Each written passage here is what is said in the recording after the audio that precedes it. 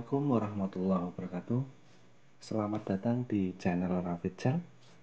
Kali ini Raffidzal kedatangan sebuah handphone Infinix Note 7 Lite dengan kendala tidak dapat dicas.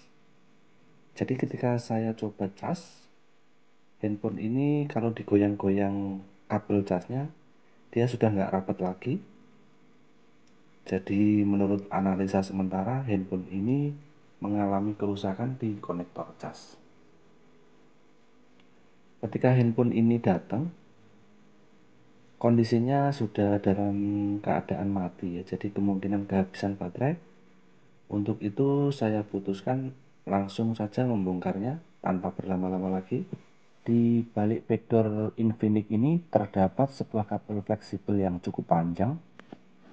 Jadi kalau kita tidak berhati-hati, tentunya kabel ini kalau ketarik bisa sobek ya. Jadi bongkar secara pelan-pelan, jangan asal tarik aja. Di sini teman-teman perlu melepaskan dulu kaleng penutup soket fleksibelnya, kemudian dilepas fleksibel, kemudian kita fokus ke board bagian atas lagi. Di sini sebenarnya kita bisa langsung membongkar board bagian bawah, karena untuk mengeksekusi konektor cas Infinix Note 7 Lite itu letaknya di bagian bawah. Namun di sini saya memutuskan untuk membongkar penutup board yang bagian atas karena saya akan mencabut konektor baterainya terlebih dahulu. Kenapa saya lakukan itu? Karena untuk amannya saja ya. Jadi kalau soket baterai kita lepaskan, tentunya kalau kita membongkar soket kemudian memasangnya lagi itu tidak khawatir terjadi konsleting ya. Karena ketika kita mengeksekusi konektor cas, sebelumnya kita melepas pasang soket board bawah. Jadi yang dikhawatirkan adalah terjadi konsleting.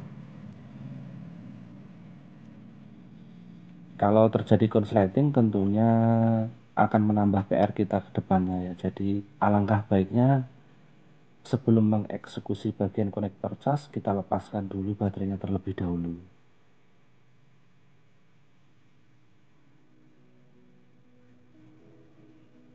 Untuk bagian yang hitam ini, bagian speaker kita lepaskan dulu, kemudian soket board bawah ini juga kita lepaskan.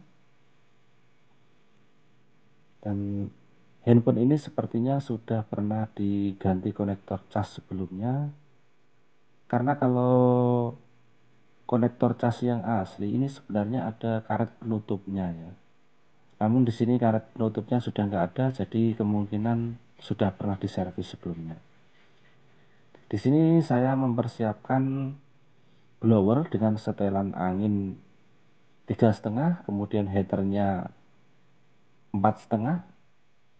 Namun di sini teman-teman jangan menjadikan acuan ya, karena settingan tiap blower itu bisa berbeda-beda.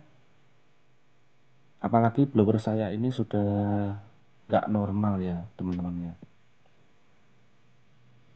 Jadi yang lebih tahu pasti settingan blower itu adalah teman-teman sendiri.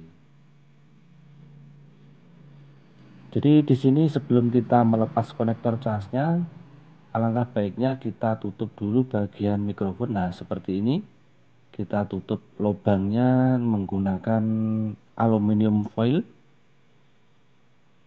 Jadi ketika nanti kita melepas dengan blower, untuk mic-nya nanti aman ya.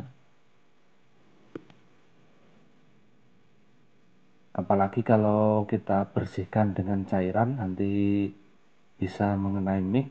Jadi alangkah baiknya kita tutup dengan aluminium foil. Di sini teman-teman bisa menggunakan penjepit PCB supaya nggak kesusahan saat kita melepasnya nanti. Kemudian setelah PCB kita pasangkan di penjepit, jangan lupa kita kasih pengunci. Ini karena pengunci saya hilang entah kemana, jadi saya gunakan bekas SIM card ya. Kemudian supaya timah cepat cair, kita jangan lupa oleskan fluk di bagian konektor casnya. Kalau kita nggak pakai fluk seperti ini, agak lama ya lelehnya. Jadi fluk ini berfungsi untuk mempercepat lelehnya timah. Kemudian kita arahkan blower ke bagian kaki-kakinya terlebih dahulu.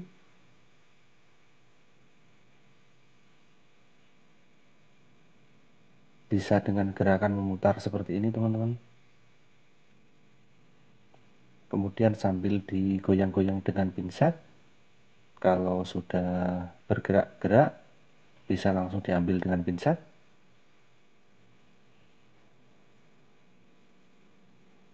Kemudian hati-hati ya, kalau masih panas, ambil konektornya, kemudian dinginkan terlebih dahulu. Dan teman-teman siapkan solder wick. Tentunya solder wick ini untuk membuang sisa-sisa timah yang berada di area kaki-kaki konektor cas. Nah, seperti ini teman-teman bisa arahkan ke lubang-lubangnya terlebih dahulu, supaya lubang-lubang yang tertutup timah ini bisa kembali terbuka.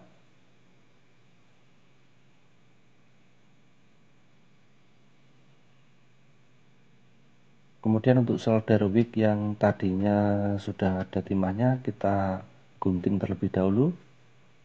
Kemudian lanjut kita bersihkan timah-timah yang masih tersisa. Sampai bersih ya teman-teman ya, karena kalau tidak, saat kita memasang konektor cas nanti tidak bisa masuk kaki-kakinya. Kita ambil dengan solder wick sampai bersih.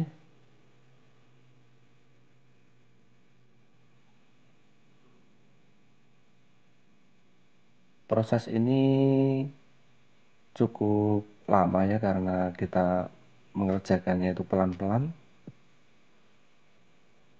Karena kalau tidak pelan-pelan, kalau kita tergesa-gesa bisa rontok jalurnya nanti. Nah, seperti ini hasilnya setelah kita bersihkan dengan solder wick. Jadi pastikan untuk keempat lubangnya ini bersih dari timah ya. Jadi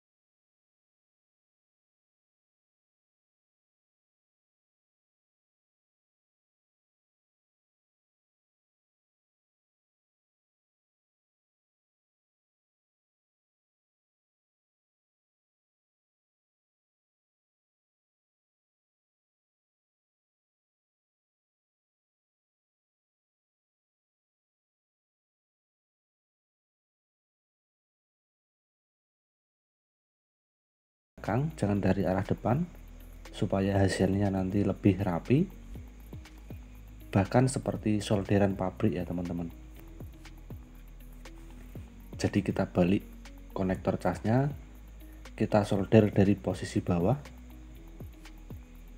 kita kasih timah sampai kira-kira menutup lubangnya. Dengan cara seperti ini tentunya lebih rapi hasilnya.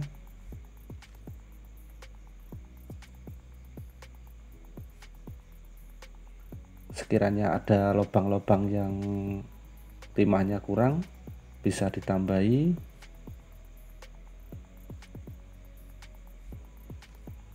Kemudian dicek lagi apakah lubang-lubangnya sudah tertutup secara sempurna. Di sini teman-teman tidak perlu menyolder kaki-kakinya itu dari arah atas ya, karena sudah cukup kalau dari bawah. Bahkan hasilnya lebih rapi dan kuat. Kemudian di sini teman-teman siapkan timah pasta cair ya. Di sini saya merekomendasikan supaya teman-teman menggunakan timah cair, karena untuk menyolder kaki-kaki konektor cas ini lebih enak kalau menggunakan timah cair ya teman-teman. Di sini kita oleskan timahnya, kemudian untuk penyolderan tinggal kita gosok-gosokkan saja. Kemudian sekiranya masih belum rapi, kita kasih fluk lagi, kemudian kita solder lagi. Dengan cara seperti ini tentunya hasilnya nanti akan rapi dan kuat ya, daripada kita menggunakan blower. Karena kalau kita menggunakan blower dengan konektor cas yang sudah diganti seperti ini, tentunya akan mudah leleh. Jadi supaya lebih rapi dan kuat, kita tidak usah menggunakan blower, cukup menggunakan solder saja ya teman-teman. Di sini untuk hasilnya bisa kita lihat. Jadi untuk kerapian ini boleh dibilang sangat rapi ya teman-teman ya. Sangat rapi, dan untuk soldernya juga ini terlihat sangat kuat. Karena kalau nggak kuat biasanya nggak rapi ya teman-teman, terlihat berantakan. Kalau rapi seperti ini tentunya user nanti ketika tahu kondisi konektor casnya seperti apa, mungkin usernya nanti coba membongkar HP-nya sendiri, lihat kerjaan kita seperti ini kan puas ya teman-teman ya. Jadi walaupun ketika nanti kita kasihkan ke user dalam kondisi tertutup, tapi alangkah baiknya kita kerjakan sebagus mungkin ya hasilnya ya. Jadi nggak asal saja gitu ya teman-teman. Kemudian di bagian bawahnya kita gosok-gosok dengan cutter atau pisau lancip seperti ini teman-teman. Di sini kita gosok-gosok dengan pisau supaya ada goresan-goresan di konektor casnya, supaya nanti ketika kita kasih timah dapat menempel dengan baik. Karena kalau biasanya langsung kita kasih timah itu akan mudah lepas ya teman-teman. Setelah digosok-gosok dengan pisau seperti tadi, kita kasih fluk lagi, kemudian kita kasih timah, kita solder lagi. Di bagian ini adalah bagian sambungan ya teman-teman, makanya kita rekomendasikan untuk dikasih timah supaya nggak mudah melar ya teman-teman. Karena kalau nggak dikasih timah biasanya cepat melar. Ya namanya konektor cas sudah gantian ya teman-teman. Jadi setelah kita solder, kita bersihkan dengan kuas, kita bersihkan dengan thinner. Setelah proses selesai, kita bisa melepaskan aluminium foilnya.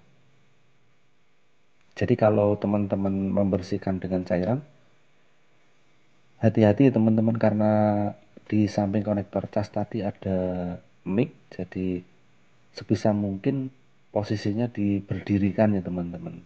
Diberdirikan, posisikan mic-nya di bagian atas supaya tidak mengalir ke mic-nya tentunya cairannya. Di sini bisa kita lihat untuk hasilnya sangat rapi ya teman-teman. Jadi untuk penyolderan sendiri itu kami rekomendasikan supaya teman-teman menyoldernya dari arah bawah, jangan dari arah atas untuk menyolder kaki-kakinya. Karena kalau dari atas biasanya akan terlihat benjol-benjol kurang rapi gitu ya teman-teman.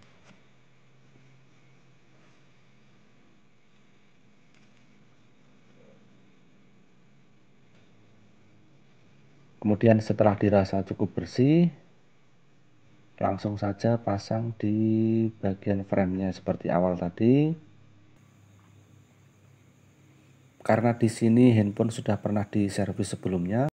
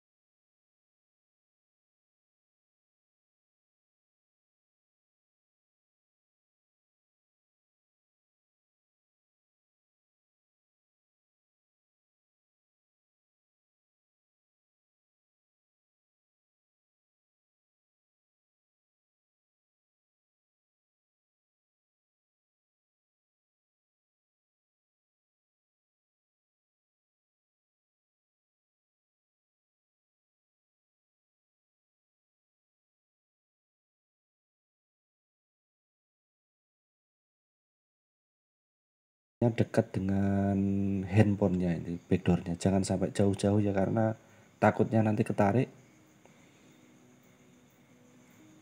Jangan lupa tutup sengnya ini kita pasang dulu, kemudian kita pasang skrupnya.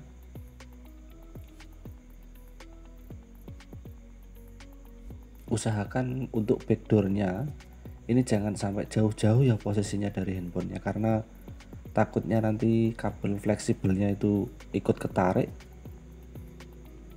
putus, nanti bisa berabe ya teman-teman.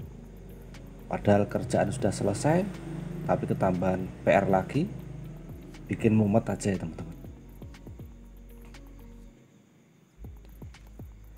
Di sini kalau memang sekiranya ada skrup yang kurang, ini bisa teman-teman tambahi.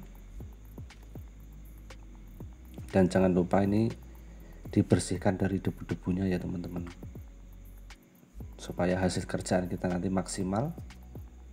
Oke, langsung saja pasang tutup belakangnya pelan-pelan, kita tekan pelan-pelan. Usahakan tekannya di bagian pinggir ya, jangan di tengah-tengah LCD. Kemudian jangan lupa dicoba cas lagi. karena handphone ini kondisi baterainya kosong, jadi perlu dicas agak lama dulu nanti ya. Oke, sambil menunggu pengisian daya, ini saya coba nyalakan HP-nya. Apakah juga masuk ketika posisi hidup? Terkadang kondisi mati dicas masuk, tapi ketika kondisi HP hidup tidak masuk. Itu terkadang juga ada beberapa kasus seperti itu. Ini sambil menunggu pengecasan dan proses booting, saya lap-lap HP-nya supaya bersih.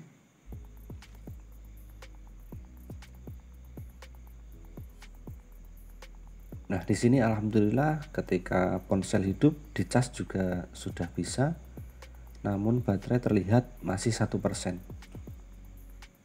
Jadi sambil menunggu baterai ini terisi, kita bersihkan lagi untuk layar LCD-nya